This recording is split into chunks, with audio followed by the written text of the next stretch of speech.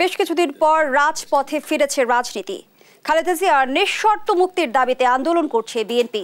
অন্যদিকে এই প্রসঙ্গে ক্ষমতাসীনরা বলছে, একজন ফৌজদারি অপরাধী মুক্তভাবে চিকিৎসা সেবা গ্রহণ করার কোনো সুযোগ নেই এবং সাজাপ্রাপ্ত ব্যক্তির মুক্তি দাবি ধৃষ্টতা ছাড়া আর কিছুই নয়। বিএনপির ভুয়া দলের ভুয়া আন্দোলন, সেই আন্দোলনে ব্যর্থ হয়ে এখন কোটা আন্দোলনের উপর ভর করছে বিএনপি।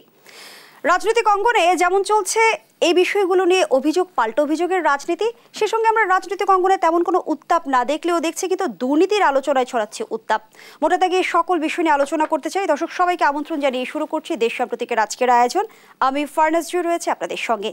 আজ আমরা শিরোনাম নির্ধারণ করেছি দুর্নীতির রাজনীতি, রাজনীতি দুর্নীতি। আর এই আলোচনা এগিয়ে নিতে তিনজন সম্মানিত অতিথি আছেন স্টুডিওতে। চলুন এই পর্যায়ে পরিচিত হই। স্টুডিওতে আছেন আমিনুল ইসলাম আমিন, ত্রাণ ও সমাজ কল্যাণ সম্পাদক, বাংলাদেশ আওয়ামী লীগ। আছেন ব্যারিস্টার শামীম হায়দার পাটোয়ারি, প্রেসিডিয়াম সদস্য, জাতীয় পার্টি। সেই সঙ্গে আরও আছেন আব্দুল সালাম, বিএনপি চেয়ারপারসনের উপদেষ্টা। তিনজনকে আমন্ত্রণ জানাচ্ছি আজকের আলোচনায়। জনাব আব্দুল সালাম, আপনাকে দিয়ে আলোচনাটা শুরু করি। যেমনটি আসলে ওবায়দুল কাদের বলছেন যে আপনারা আন্দোলনে ব্যর্থ হয়ে এখন কোটা আন্দোলনের উপর ভর করছেন। আপনাকে ধন্যবাদ। আমার দুই সহাবিজ্ঞ আলোচক আছেন, ওনাদের দুইজনকে ধন্যবাদ জানাই। এখন আমাদের আওয়ামী লীগের সেক্রেটারি জেনারেল, যেটা এর আগেও বলছি আমি, যে উনি তো সবসময় বিএনপিকে নিয়েই ব্যস্ত থাকেন এবং আওয়ামী লীগও বিএনপিকে নিয়ে ব্যস্ত থাকতে যেয়ে আজকে দেশের 12টা বাজায় দিয়েছেন। দেশের অর্থনীতির 12টা বাজাইছেন, রাজনীতির 12টা বাজাইছেন। তা কাজে নিজের দল, নিজের সরকারটা নিয়ে চিন্তা করা উচিত, যে সরকারে আছেন এই সরকারের ব্যর্থতা কতটুকু, সফলতা কতটুকু। আজকে দেশের সর্বসেক্টরে আজকে ধস নামছে, আজকে এটা কি তারা টের পাইতেছে? কাজে নিজেদেরটা আগে নিজেরা টের পাক, ওইটাকে অন্যদিকে ধাবিত করার জন্য এখন ওইটারে কোটা আন্দোলন যারা করতেছে, এটা তো এর আগেও করছে, ছাত্ররা করতেছে, বা যারা আছে তারা করতেছে। তা আন্দোলন তো হবেই বাংলাদেশে। বাংলা আন্দোলন দেখলেই কি ভয় পাওয়া লাগবে নাকি? আর আন্দোলন না, দেশে যদি ভূমিকম্প হয় সেটাও ওবায়দুল কাদের বিএনপিকে খুঁজে পান, যদি জলোচ্ছ্বাস হয় সেখানেও বিএনপিকে খুঁজে পান, তাই না? তাই কাজে সেটা না দিয়ে মানে মূল বিষয়ে যাওয়া উচিত, যে তারা আন্দোলন করতেছে, কি কারণে আন্দোলন করতেছে। এর আগেও তো তারা আন্দোলন করছে, প্রধানমন্ত্রী কি বলছে সে সময়, সেই সমস্ত কথাগুলো রেকর্ডে আছে না? এগুলো শুধু শুধু বিএনপিকে সব জায়গায় দোষারোপ করে লাভ নাই। আর একটা একেবারে মুখস্থ কথা যেটা আসে, যে আন্দোলনের সফল আর ব্যর্থতা। আন্দোলনের ব্যর্থতা কোনটা, সফলতাটা কোনটা? আন্দোলন মানেই কোনটা কি? আন্দোলন মানে কি? এখন আমি এখানে যেটা তারা বলে আন্দোলন মানে কি, তাহলে টাইনা হেসরা আজকে সরকারকে নামাইতে হবে? আজকে কি বন্দুক নিয়ে আমাকে রাস্তায় নামতে হবে? আজকে সশস্ত্র অবস্থায় যেভাবে বিএনপিকে দমন করা হচ্ছে, বা ওই 28 তারিখের জনসভায় যেটা হইলো যেভাবে, সেটার কাউন্টার কি বিএনপিকেও সেরকম অস্ত্রশস্ত্র নিয়ে নামবে? সেগুলো নামা ছাড়াই তো দেখা যায় যে হামলা নিয়ে সব শেষ করতেছে। কাজে আন্দোলনের সফল ব্যর্থতার কি ব্যাখ্যাটা কি? যে আজকে সরকার কি সফল?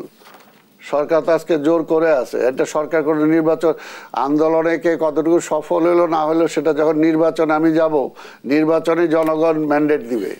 যদি নির্বাচনে সরকার ভালো কাজ করে থাকে, যে রানিং যে সরকারে যে আছে তারা তো পার্মানেন্ট সরকার, রানিং যে সরকারি দল আছে তারা যদি ভালো কাজ করে থাকে তাদের পক্ষে ভোট দিবে। আর যদি তারা ব্যর্থ হয় তাহলে জনগণ তাদের বিপক্ষে ভোট দিবে বা তাদেরকে দিবে না।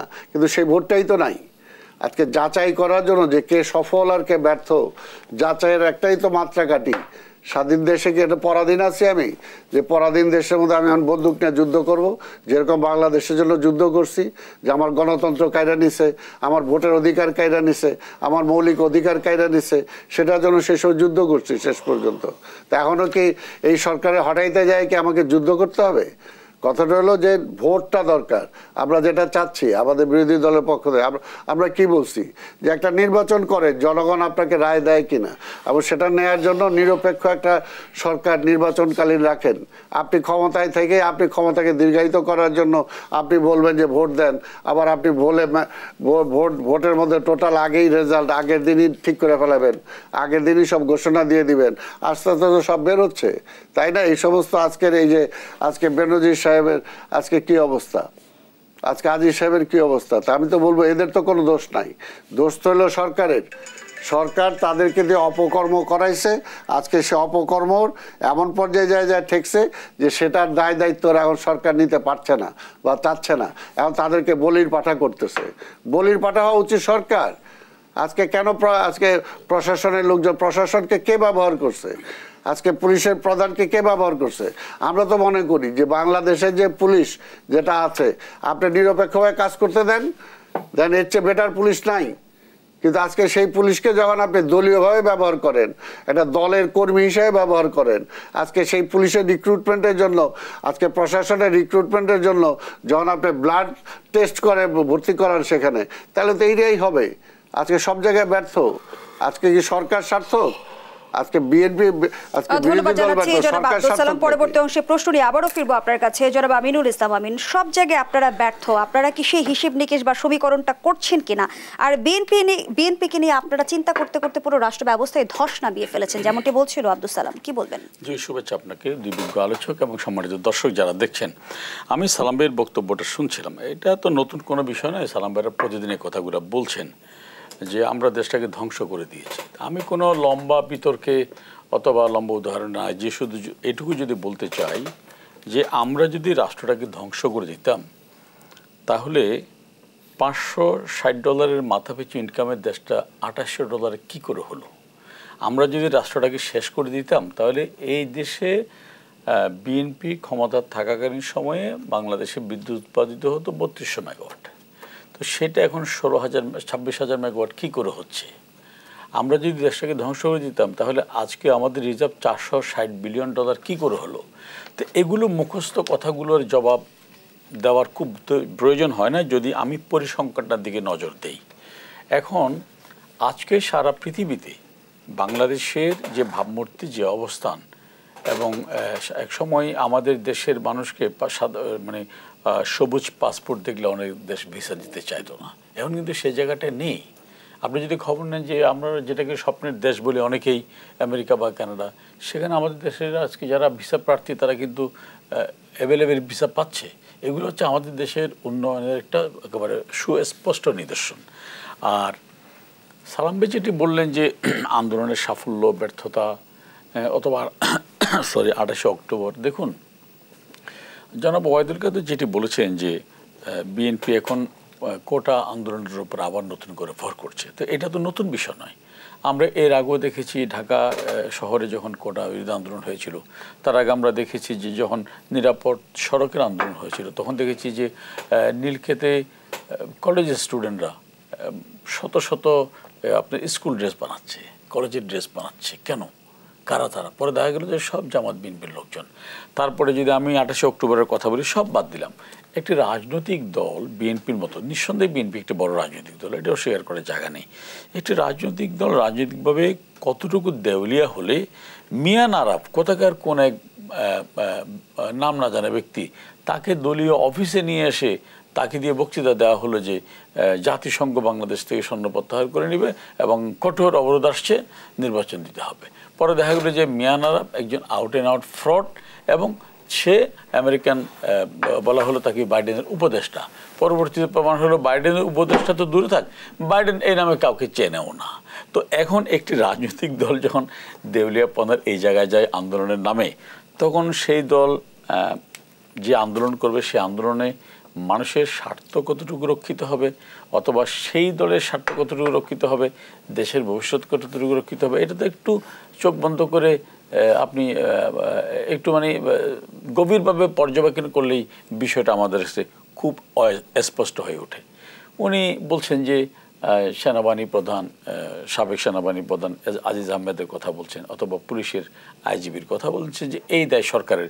এই প্রথম এই কথাটি শুনলাম। এখানে আমার ভাই পাটোয়ারি খুবই বিজ্ঞ একজন ব্যক্তি, যে আমি অবশ্যই সেনাবাহিনী, সাবেক সেনাবাহিনী প্রধান যদি কোনো অন্যায় করে থাকে সেই দায় সরকারের আসতো যদি সরকার বিএনপির আমলের মতো 8 জন 10 জন সিনিয়র জেনারেলকে ডিঙ্গিয়ে যদি আজিজকে সেনাপ্রধান করতেন তাহলে বলতে পারতাম যে হ্যাঁ সরকার একটা অশুভ উদ্দেশ্য নিয়ে কি কাজ করেছে। অথবা বেনজির সাহেবকে যখন পুলিশের আইজিপি করা হয় তখনও যদি বিষয়টা এমন হতো যে সেই সময় বেনজির 3-4 জন সিনিয়র ছিল, তাদেরকে ওভারটেক করে সরকার বেনজিরকে করেছে, তেমন কোনো ঘটনাই ঘটেনি। বরঞ্চ আমি দায়িত্ব নিয়ে বলতে পারি বিএনপির আমলে অসংখ্য প্রমাণ দিতে পারবো। সে সময়ে আইজিপি ছিল খুদা বক্স, আইজিপি ছিল আপনার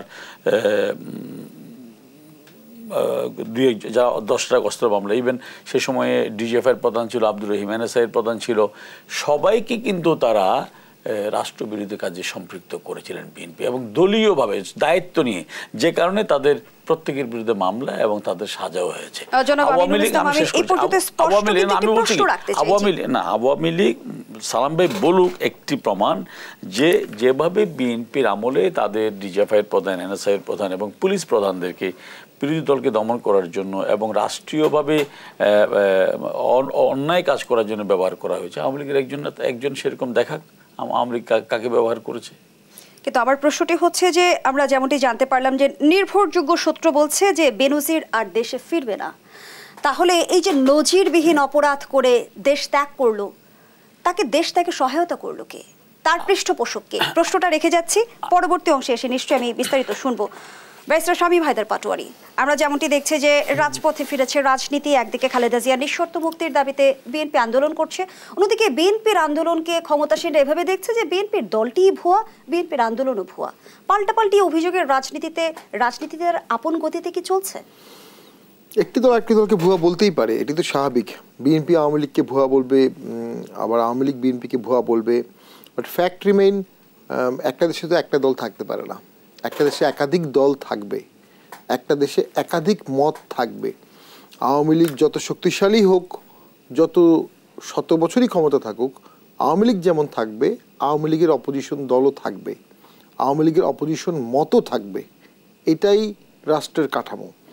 এবং এ থাকলে বি থাকবে, প্লাস থাকলে মাইনাস থাকবে। সেরকম আওয়ামী লীগ যেহেতু আছে, বিএনপিও আছে, এবং বহাল তবিয়তে শক্তিশালীভাবেই আছে। বিএনপি ভেঙে খান হয়ে যায়নি। তৃণমূল বিএনপিকে দিয়ে চেষ্টা করা হয়েছে, আটারলি ফেল করেছে। তমিল আলম খন্দকার এবং শমশের মবিন চৌধুরী, ওনারা জীবনে আর কোনো আওয়ামী লীগকে সহযোগিতা করার জন্য দল ভেঙে আর কিছু করার মতো ধৃষ্টতা সারা জীবনে দেখাতে পারবে না, এমন শিক্ষা পেয়েছে। দল থেকেও বের হয়ে গেল, আবার নিজেরাও এমপি হতে পারলো না। সো বিএনপি ইনট্যাক্ট রয়ে গেছে। এটাই আওয়ামী লীগের টেনশন, হেডেক, সব কিছু। এখন এর সাথে যুক্ত হয়েছে আরেকটা জিনিস, অবশ্যই $600 থেকে আমাদের প্রায় $2800 হয়েছে, বড় বড় রাস্তা হয়েছে। পার ক্যাপিটাল লোনও অনেক বেড়েছে। গত 3 বছরে আমাদের পার ক্যাপিটাল লোন 3 গুণ হয়েছে, 3 বছরে। এবং যে গ্রামের প্রান্তিক কৃষক বা আমি, যে রাষ্ট্রীয় দুর্নীতির সাথে কেউ জড়িত না থাকলেও তার ঘাড়ে লক্ষাধিক টাকার লোন ইতিমধ্যে আরোপিত হয়ে গেছে। এবং ডেমোক্রেসি কম্প্রোমাইজ হচ্ছে একটু একটু করে, এটা স্বীকার করতে হবে। আমরা মোটা দাগে যদি বলি 91, 96, 2001, 2008, এই 4টা ভোটকে আমরা একভাবে দেখতে পারি। 14, 18, 24 এই 3টা ভোটকে আমরা আরেকভাবে দেখতে পারি। এবং কোনোভাবেই এই 3টা ভোটকে ওই 4টা ভোটের থেকে বেটার ভোট বলা যাবে না। এবং গণতন্ত্র যখন কম্প্রোমাইজ হয় তখন উন্নয়ন দিয়ে সেই ঘাটতিটা পূরণ করা যায় কি না, এটা নিয়ে অনেক তত্ত্ব আছে। লি কিউয়াংয়ের বই আছে রীতিমতো একটা। বেশিরভাগ লোকের মতে যেটা এই ঘাটতি পূরণ করা হয় না, যায় না। গণতন্ত্র যখন কম্প্রোমাইজ হয় তখন তার সাথে ইনস্টিটিউশনাল ভ্যালুগুলো নষ্ট হয়ে যায়, প্রতিষ্ঠান নষ্ট হয়ে যায়, কমিশন নষ্ট হয়ে যায়, জুডিশিয়ারি উইক হয়ে যায়, মিডিয়া উইক হয়ে যায়, এবং ব্যুরোক্রেসি করাপ্ট হয়ে যায়। তার নিদর্শন আমরা দেখছি। দেখুন, আজকে বুয়েটের ইঞ্জিনিয়ার অনেকেই অ্যাডমিন ক্যাডার, পুলিশ ক্যাডারে যাচ্ছে। কারণ ইঞ্জিনিয়ারিংভাবে সে চাকরি করে উনি যে ক্যাডারে যাবেন, ইঞ্জিনিয়ার ক্যাডার, যদি রোডস অ্যান্ড হাইওয়ে বলি বা এলজিডি বলি, সেই সুযোগ সুবিধা উনি পাবেন না।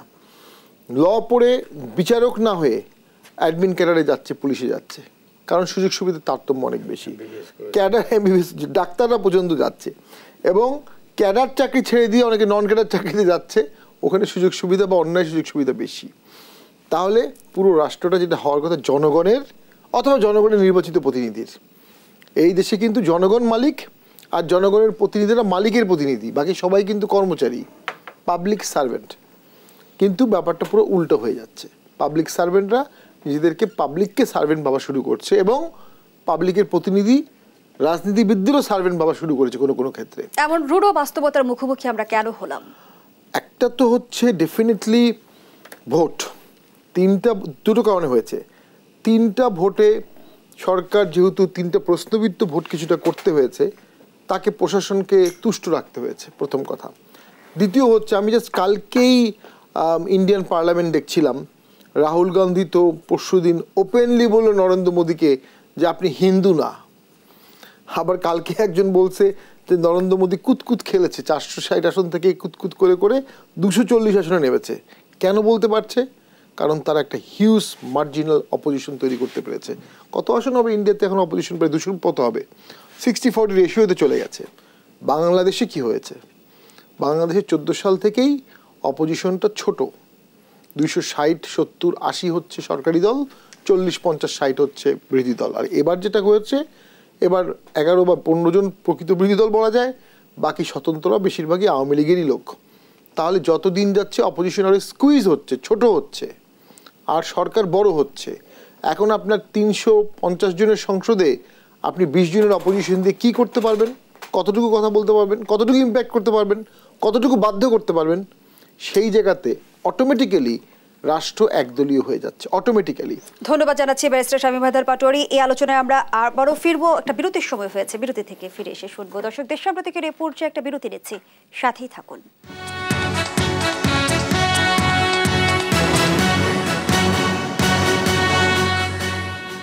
ফিরে এলাম, আপনারা দেখছেন দেশ টেলিভিশনের নিয়মিত আয়োজন দেশ সাম্প্রতিক। আজকের আলোচনা চলছে দুর্নীতির রাজনীতি, রাজনীতির দুর্নীতি, এই শিরোনামে আবারও ফিরছে আলোচনায়। জনাব আমিনুল ইসলাম আমিন, যে প্রশ্নটি আগের অংশে আপনার কাছে ছিল, যে আমরা যেমনটি জানতে পেরেছি আর দেশে ফিরছেন না বেনজির, নজিরবিহীন দুর্নীতি করে বলা যায় যে সে পার পেয়ে গেল, তাকে পার পেতে সহায়তা করলো কে? বেনজির যদি পার পেয়ে যেত তাহলে তো বেনজির বিরুদ্ধে এতগুলো মামলাই হতো না। বাংলাদেশে বেনজির যখন, এটা অস্বীকার করার কোনো জায়গা নেই, বেনজিরের দেশ ছাড়ার পেছনে অবশ্যই প্রশাসনিক ব্যর্থতা আছে, এটাকে পক্ষে বলার কিছু নেই। আমাদের যে রাষ্ট্র কাঠামো, সেখানে নানাভাবে ফেভার পাওয়া যায়, কেউ সীমান্ত দিয়ে যায়, কেউ এয়ারপোর্ট দিয়ে যায়, বাট এটা অবশ্যই ব্যর্থতা প্রশাসনের। কিন্তু বেনজির যদি বেনজির রকম দুর্নীতি করে পার পেত, তার নামে কোনো মামলাই হতো না। সালাম ভাই যেভাবে বললেন যে আজকে বেনজির এবং আজিজকে বলির পাঠা করা হচ্ছে, মনে হচ্ছে ওনাদের খুব দরদ। হ্যাঁ, এইটার মাধ্যমে আমরা স্পষ্ট বার্তা দিতে চাই, বেনজির অথবা আজিজ অথবা XYZ যারা রাষ্ট্রের কর্মচারী, তারা তাদের শপথ অনুযায়ী রাষ্ট্রের জন্য কাজ করে, মানে জনগণের জন্য কাজ করে। তার মানে এই নয় ওরা যা খুশি তা করতে পারবে, যা খুশি তা করতে পারবে না, এটাই আওয়ামী লীগ সরকারের প্রত্যয়। সে কারণে তারা যত শক্ত হোক তাদের বিরুদ্ধে একের পর এক আইনি পদক্ষেপ গ্রহণ করা হচ্ছে। এখন এরকম তো বেনজির না, বাংলাদেশে তো অনেকে পালিয়েছে, নানাবিধ কারণে, নানাবিধ উপায়ে অনেকে পালিয়েছে, কিন্তু সরকার সেখানে কোনো ছাড় দিচ্ছে কিনা, এটা হচ্ছে আমার মূল বিষয়। এবং জনাব পাটোয়ারি যেটি বললেন যে আজকে এই যে, হ্যাঁ, এটা অস্বীকার করার জায়গা নেই যে দেশে আজকে যে দুর্নীতির যে কথাবার্তাগুলো হচ্ছে, এই কথাবার্তাগুলো তো এই প্রথম হচ্ছে তা না। 2001 থেকে 2005 সাল পর্যন্ত, 6 সাল পর্যন্ত বিএনপি ক্ষমতা ছিল, তখন তো এই দেশটা পরপর 5 বার দুর্নীতিতে চ্যাম্পিয়ন হয়েছিল। তখন কি কোনো দুর্নীতিবাজের বিরুদ্ধে কোনো মামলা হয়েছিল? কোনো দুর্নীতিবাজকে আইনের আওতায় আনা হয়েছিল? কিন্তু বিএনপি তো বলছে যে দুর্নীতি নিয়ে সরকারের বক্তব্য কৌতুক ছাড়া কিছুই নয়। আমি বলছি কি, এখন সেটা জনগণ বিচার করুক না। এখন আমি যদি দুর্নীতিবাজকে গ্রেপ্তার করার পর আপনি যদি বলেন যে আমি লোক দেখানো গ্রেপ্তার করছি, তাহলে দুর্নীতিবাজকে শাস্তির আওতায় আনার বিধানটা কি? শুধু দুর্নীতিবাজকে না, আওয়ামী লীগের 3-4 জন এমপি তো এখনও কোর্টের বারান্দায় প্রতি সপ্তাহে হাজিরা দিচ্ছে অপরাধের কারণে, সেখানে তো আওয়ামী লীগ কোনো ছাড় দিচ্ছে না।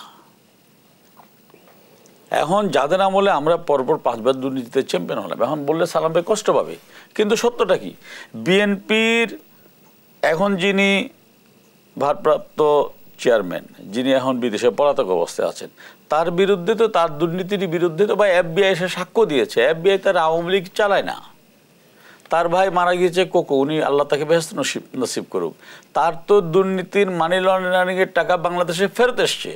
এখন সেই বিএনপি যদি বলে আওয়ামী লীগ বিএনপির দুর্নীতির বিরুদ্ধে ব্যবস্থা নিচ্ছে, এটা কৌতুক নাকি তারা যে বলতেছে ওইটা কৌতুক? ধন্যবাদ জানাচ্ছি আমিনুল ইসলাম আমিন। এবং 30 সেকেন্ড, এবং তারা তাদের সংবিধান সংশোধন করেছে, যেখানে লেখা ছিল যে ফৌজদারি দণ্ডপ্রাপ্ত কেউ দলের প্রধান হতে পারবে না। একজন ফৌজদারি দণ্ডপ্রাপ্ত আসামিকে তারা দলের প্রধান করার জন্য সংবিধান সংশোধন করেছে। এবং এফবিআই আওয়ামী লীগের সংগঠন নয়, বাংলাদেশের কোনো সংগঠন নয়, আমেরিকাতে এসে সাক্ষ্য দিয়েছে দুর্নীতি। এবং কোন কোন ফান্ডে কোন কোন এগেইনস্টে মানি লন্ডারিং হয়েছে, টাকা ঘুষ নিয়েছে, সব প্রমাণিত। আমরা যদি আইনের প্রসঙ্গে আসি, আইনে দুর্নীতির অনুসন্ধান চলাকালে কোনো ব্যক্তির বিদেশ যাওয়া ঠেকানো এবং গ্রেপ্তারের ক্ষমতা দেয়া আছে দুদককে। এখতিয়ার থাকা সত্ত্বেও দুদক প্রয়োগ কেন করছে না? তখনও মামলা হয়নি আমার যতটুকু আমি জানি। তখন পর্যন্ত অনুসন্ধান চলাকালে অবশ্যই দুদকের ক্ষমতা আছে। অনুসন্ধান ছাড়াও যে কোনো সময় যে কোনো ব্যক্তিকে পুলিশ অ্যারেস্ট করতে পারে।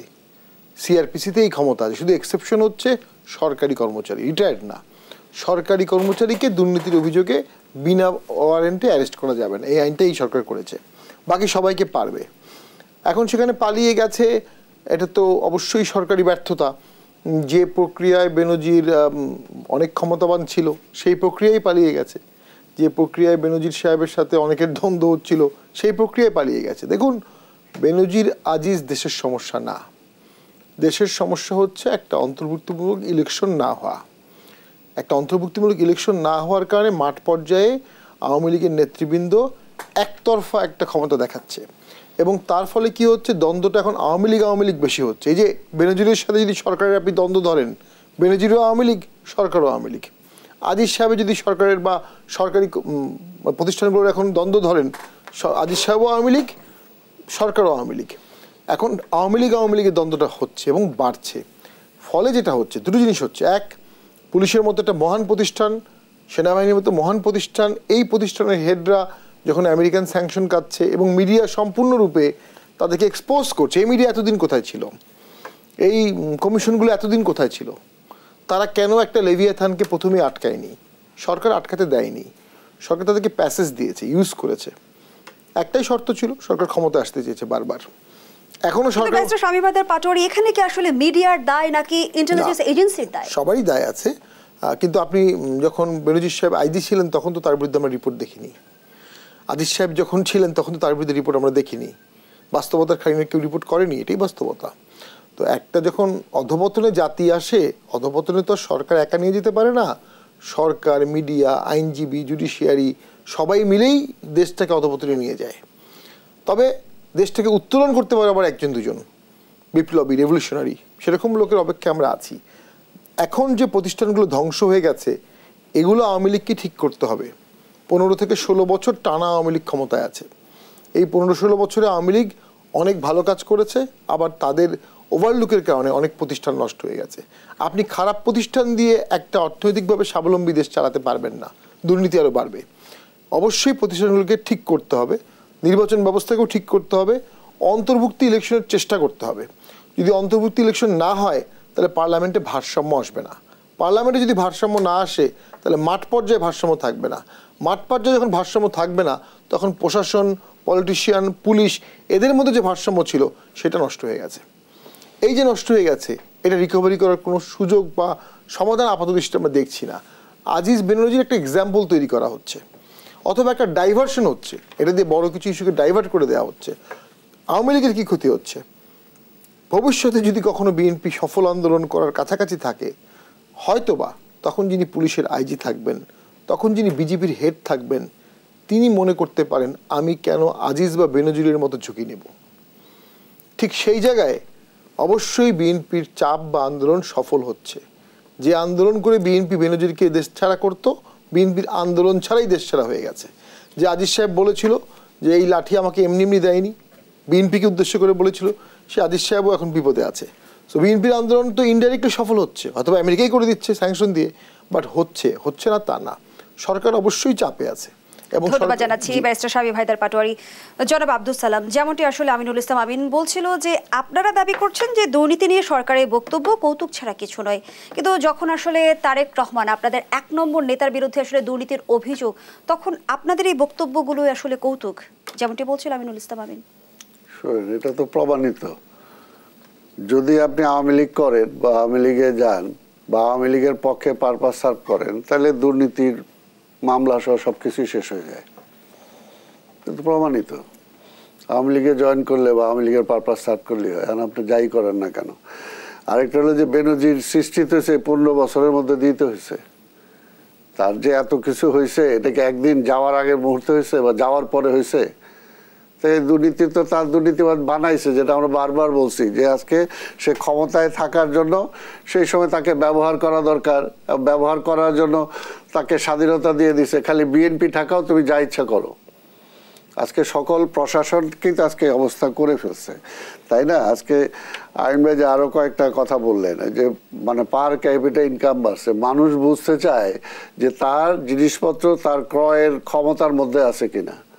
আজকে একটা রিক্সাওয়ালার ইনকামের সাথে যদি আপনি ওই যে করোনাকালীন যারা দুর্নীতি করে বা বিভিন্ন সব দুর্নীতি করে আজকে কয়েক হাজার কোটি টাকা তার মান্থলি ইনকাম আর রিক্সাওয়ালার ইনকাম একসাথে করে যদি দেখান, পার ক্যাপিটা ইনকাম এত বাইরে গেছে, পাবলিক ওইটা বুঝে না। কারণ ওইটা বেনিফিট সে পায় না, ওইটা বেনিফিট ওই কিছু লোকজনই পায়। আর যেহেতু বেনিফিট আরও পায় না, যেহেতু টাকাগুলো সব বিদেশ চলে যায়। যদি এই দেশে ইনভেস্টমেন্ট হইতো তাহলেও সেটা কিছুটা বেনিফিট পাইতো, সেটাও নাই। আর বিদ্যুৎ সেক্টর, আওয়ামী লীগ এই বিদ্যুৎ সেক্টরে এখন যে অবস্থা করছে, যে হাজার হাজার কোটি টাকা লোপাট, এইটার জন্যই তো আজকে এই শুধু বিদ্যুৎ সেক্টরে আওয়ামী লীগ দেশকে ই করে দিচ্ছে। আজকে কি একটা এমন একটা মহা অবস্থায় নিয়ে গেছে যে এটাই শোধ করতে যায় বাংলাদেশ অবস্থা কাহিল হয়ে যাবে, লোপাট হয়ে যাবে। আর আরেকটা যেটা বললেন যে বিএনপি এটা প্রচার অপপ্রচার করছে, 2006 সালের সেই সময় নির্বাচনটা হইল না কেন? সেই সময় কি বলা হয়েছিল? এই মঈনুদ্দিন ফখরুল সেই সময় কি বলা হলো যে জাতিসংঘ থেকে চিঠি চলে আসতেছে, এই আর্মি যদি এখন এই নির্বাচন করে তাহলে তার বিরুদ্ধে জাতিসংঘ থেকে পাঠাবে, জাতিসংঘের বাহিনী তার যাবে না। কারা প্রচার করছে? প্রচার করে তো এই আওয়ামী লীগ, এটাই তো করছে। শেষ করে সেই আর্মি ব্যাক গভর্নমেন্ট নিয়ে আসলো, টোটাল নির্বাচন ব্যবস্থাটাকে ফয়েল করাই দিল।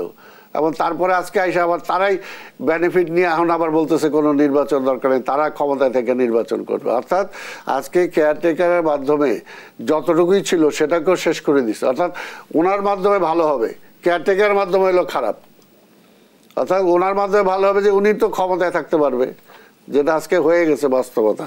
তা নিজের জন্য থাকলে আরেকটা হলো যে দেখেন, আমরা বলবো না কেন, আজকে বেনজির একটা বাহিনী প্রধান ছিলেন, এ তো জাতা ব্যক্তি না, এবং তার নামে পত্রপত্রিকা আসছে, বিভিন্ন কিছু আসছে। তারপরে সে নির্দ্বিধায় তার ব্যাংকের সব টাকা পয়সা সে তুলে নিল, তারপরে সে ইজি ভাবে বাংলাদেশ পার হয়ে গেল।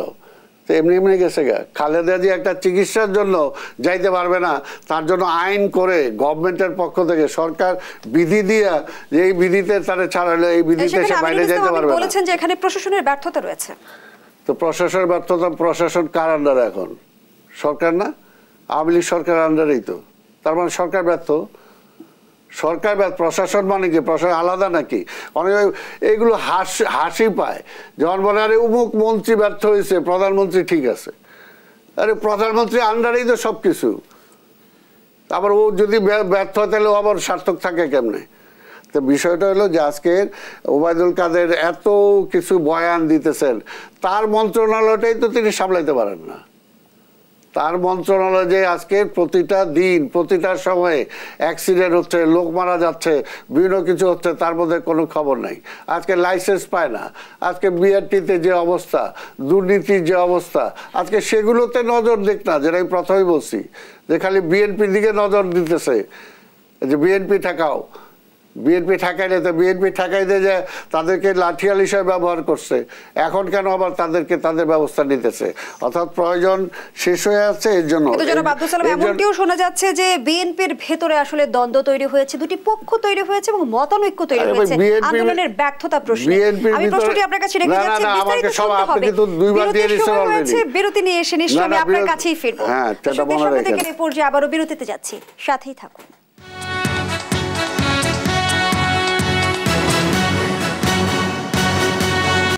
আবারও ফিরলাম, আপনারা দেখছেন দেশ সাম্প্রতিক। আমরা আবারও ফিরছি আলোচনায়। জনাব আব্দুল সালাম, যে আলোচনায় আমরা ছিলাম, আপনারা মুখে স্বীকার না করলেও আন্দোলনের ব্যর্থতা প্রসঙ্গে, কিন্তু এই একই প্রসঙ্গে আপনাদের দলের ভেতরেই বলা যাচ্ছে যে অন্তর্কুন্দও চলছে, যেখানে দুটি পক্ষ তৈরি হয়েছে, মত পার্থক্য রয়েছে। কি বলবেন?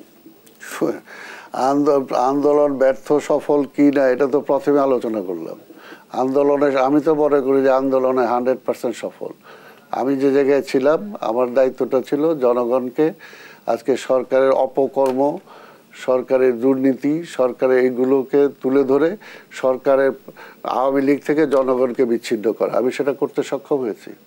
কাজে সেটাই সফলতা, কাজে ব্যর্থতা সেটা না। আমরা সম্প্রতি মির্জা আব্বাসের বক্তব্য শুনেছি। মির্জা আব্বাসের কাছে সেটা জিজ্ঞেস করেন। আমাকে যেটা বলতেছি সেটা, তাহলে কি বিএনপিতে দুটো পক্ষ রয়েছে বর্তমান সময়ে? এখন বিএনপি কোনো সমস্যা না, সমস্যাটা যেটা আছে দেশে সেটা নিয়ে আলোচনা করেন। যেটা আপনার সাবজেক্ট আজকে, সেই সাবজেক্টে আসেন। কথাটা হলো যে দেখেন, যারা আজকের রাষ্ট্র ব্যবস্থাটার জন্য, রাষ্ট্রটা চলার জন্য যে কাঠামোগুলো থাকে, আজকে সেই কাঠামোগুলো এই সরকার শুধুমাত্র তার ক্ষমতায় থাকতেই হবে এই কারণে সকল কাঠামোগুলোকে তিনি ধ্বংস করে ফেলছেন। এবং একটা চেক অ্যান্ড ব্যালেন্স নাই। আগে আমি অপরাধ করলে পুলিশ সেটাকে ধরবে, বিচার বিভাগ সেটা একটা বিচারের মাধ্যমে নিয়ে যাবে, তারপরে জেল হবে। এখন হচ্ছে কি যে সবগুলো একাকার হয়ে গেছে।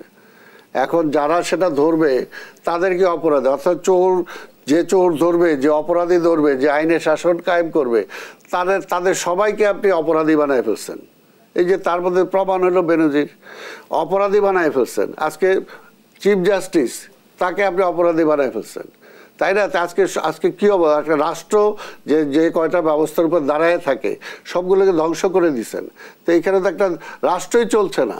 তো কাজে সেটা চলার জন্য আজকে যেটা দরকার, বারবার যেটা বলতেছি, সেটা হলো যে একটা নিরপেক্ষ একটা নির্বাচন, জনগণের ম্যান্ডেট। আজকে এই জনগণের ম্যান্ডেট তো এই সরকারের নাই, যেহেতু সেই কারণে সেই সরকার কিছুই করতে পারতেছে না। একই দাবি তো আসলে ক্ষমতাসীনরাও করছে যে জনগণের সমর্থন আপনাদের সাথে নেই বলেই আপনাদের নেই। সেটা তো কিভাবে আসবে? সেটা তো ভোটের মাধ্যমে আসবে। সেটা কি জোর করে আসবে? আমরা তো সেটাই চাচ্ছি, জনগণ কার পক্ষে আছে সেই রায়টা নেন না।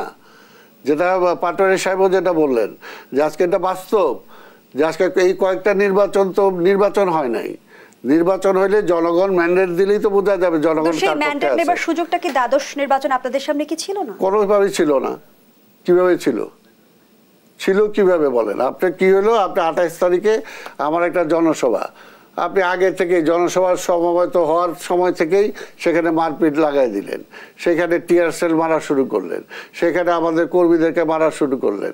2 ঘন্টার মধ্যে ব্যবধানে আপনি কি করলেন? কয়েক হাজার লোকের বিরুদ্ধে মামলা দিলেন, কয়েক হাজার। 2 ঘন্টার মধ্যে, এই 2 ঘন্টার মধ্যে সব লোককে আপনি আইডেন্টিফাই করে ফেললেন।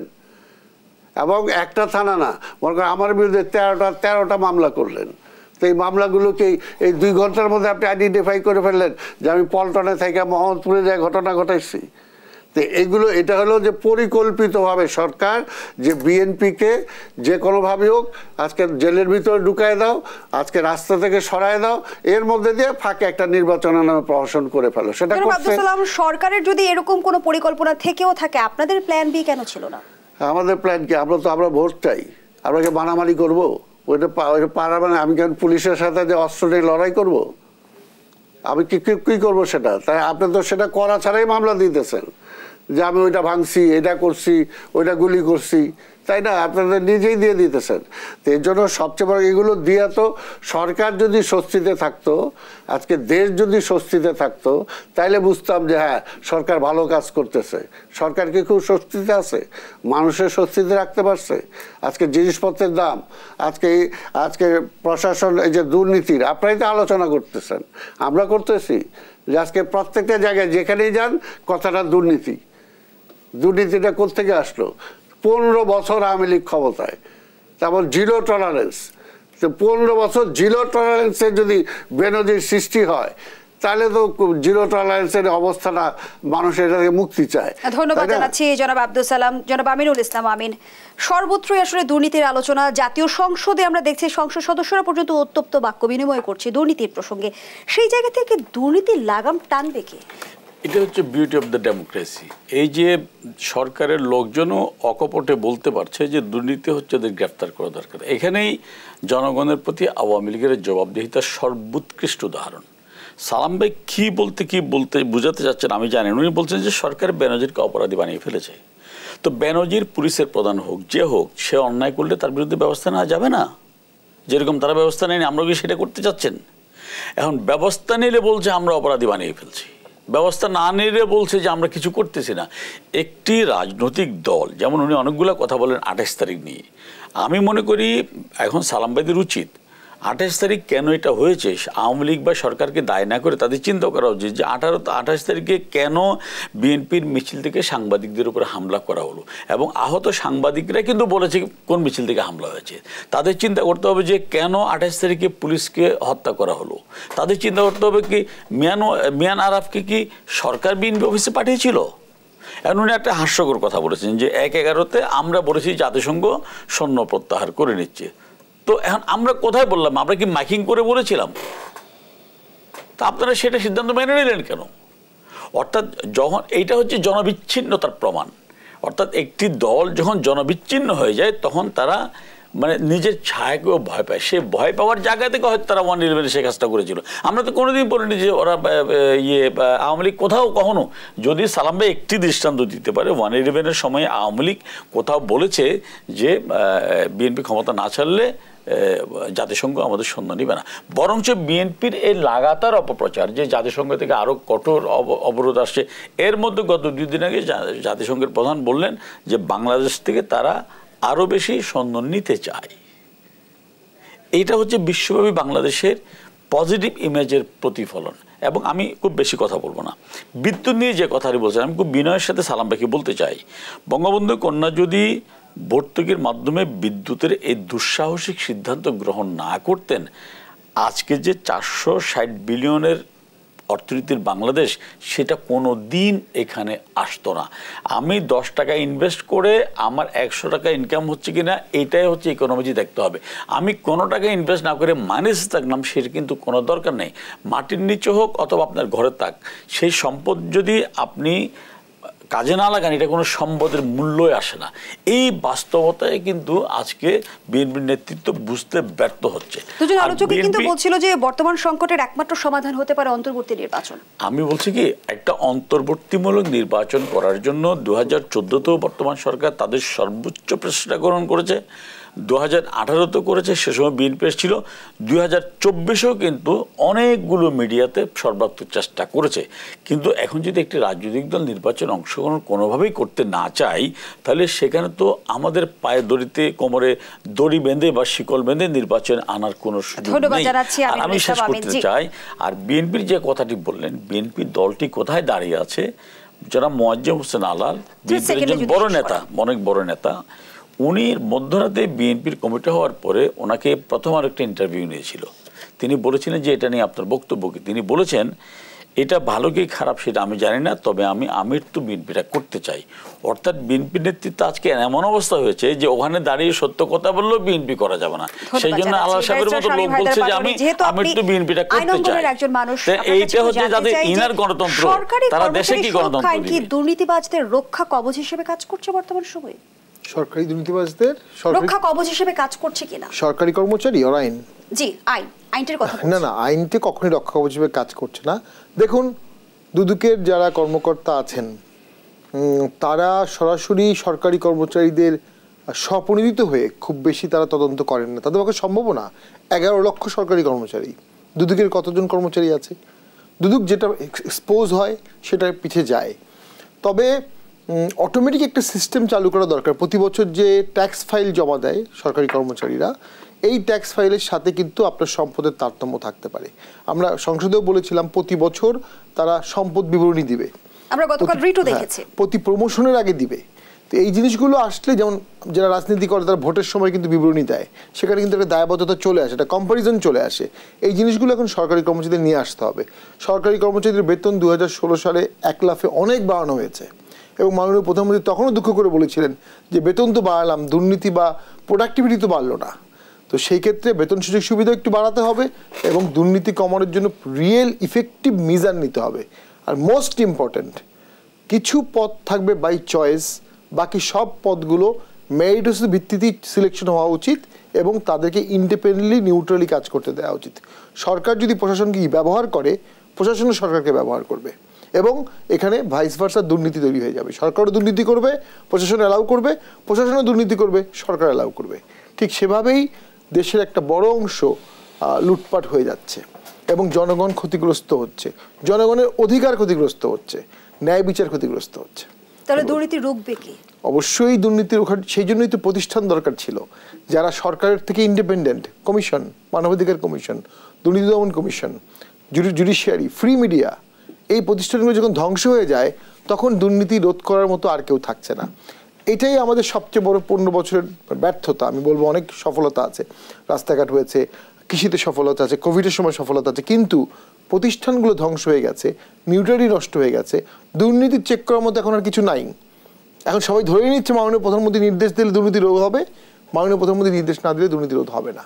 কিন্তু এর বাইরেও অনেক স্কিম ছিল, অনেক মেকানিজম ছিল, অনেক মেশিনারি ছিল, অনেক মেকানিজম ছিল যেগুলো সরকার নষ্ট করে ফেলেছে। ওভার সেন্ট্রালাইজেশন অফ পাওয়ারের কারণে প্রতিটা প্রতিষ্ঠান ইন্ডিপেন্ডেন্টলি কারো শাস্তি দেওয়ার ক্ষেত্রে, কাউকে আইনের কাঠগড়ায় আনার ক্ষেত্রে তাদের স্বপ্রণোদিত আমরা কোনো পদক্ষেপ দেখি না। আরেকটি ব্যাড ইম্প্যাক্ট ঘটেছে, প্রায় সমস্ত কমিশনে ব্যুরোক্রেসি থেকে, অ্যাডমিন ক্যাডার থেকে রিটায়ার্ড লোককে সেখানে পদায়ন করা হয়েছে। আগে যেখানে ভার্সিটির প্রফেসর হতো, আগে যেখানে বিচারপতি হতো, সেগুলো এখন অ্যাডমিন ক্যাডারের সচিব, অতিরিক্ত সচিব রিটায়ার্ডরা হচ্ছেন। It's appeal to Caesar. একজন রিটায়ার্ড সচিবকে এক্সিস্টিং সচিবের বিরুদ্ধে দুদিকে মামলা করবে, তদন্ত করবে, ব্রাদারহুড কাজ করবে ওখানে একজন, স্বাভাবিকভাবেই। সে কারণেও অনেক ক্ষেত্রে কমিশনগুলো ইন্ডিপেন্ডেন্টলি কাজ করতে পারছে না। কমিশনগুলো করাই হয়েছে একটা স্বাতন্ত্র রাখার জন্য, সেই স্বাতন্ত্র্য নষ্ট করে ফেলা হচ্ছে। অনেকটা আইন কমিশনের ক্ষেত্রেও তাই হয়, মানবাধিকার কমিশনেও তাই হয়। যদি সেই কালচার থেকে বের হয়ে না আসা যায় তাহলে কখনোই সরকার চাইলেও দুর্নীতি রোধ করতে পারবে না। দুর্নীতি রোধের জন্য প্রত্যেকটি লেয়ারে এর মেকানিজম থাকতে হবে। কেউ মামলা করবে, কেউ মিডিয়ার ভয় পাবে, কেউ কমিশনের ভয় পাবে, কিন্তু সব যখন একটা দিকে চলে যাবে তখন ওই ক্যাডারের লোকরা, ওই শ্রেণীর লোকরা কখনোই কাউকে আর ভয় পাবে না। ঠিক সেই জিনিসটাই আমাদের এখানে হচ্ছে, বলগাহীনভাবে কিছু লোক দুর্নীতির সুযোগ পেয়েছে। আরেকটা হচ্ছে প্রশাসনের যে লেয়ার আছে, স্ট্রাকচার আছে, সেই স্ট্রাকচারটা সাবমার্জ হয়ে গেছে। অনেকে ওপেনলি বলেছে, আমরা শুনেছি যে আমি কাউকে কেয়ার করি না, আমি সরাসরি প্রধানমন্ত্রীর লোক, আমি অমুক, আমি তমুক, এরকম আছে।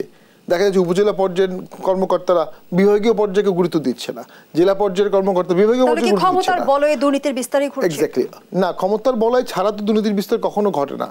ক্ষমতা এবং দুর্নীতি একসাথে যায়। এবং কালকে আমরা একটা অপশনে ছিলাম, আমরা বলেছিলাম যেহেতু ক্ষমতাটা রাজনীতিবিদের হাত থেকে কিছুটা প্রশাসনের দিকে গেছে, দুর্নীতিটাও মোরাললেস রাজনীতির হাত থেকে প্রশাসনের দিকে গেছে।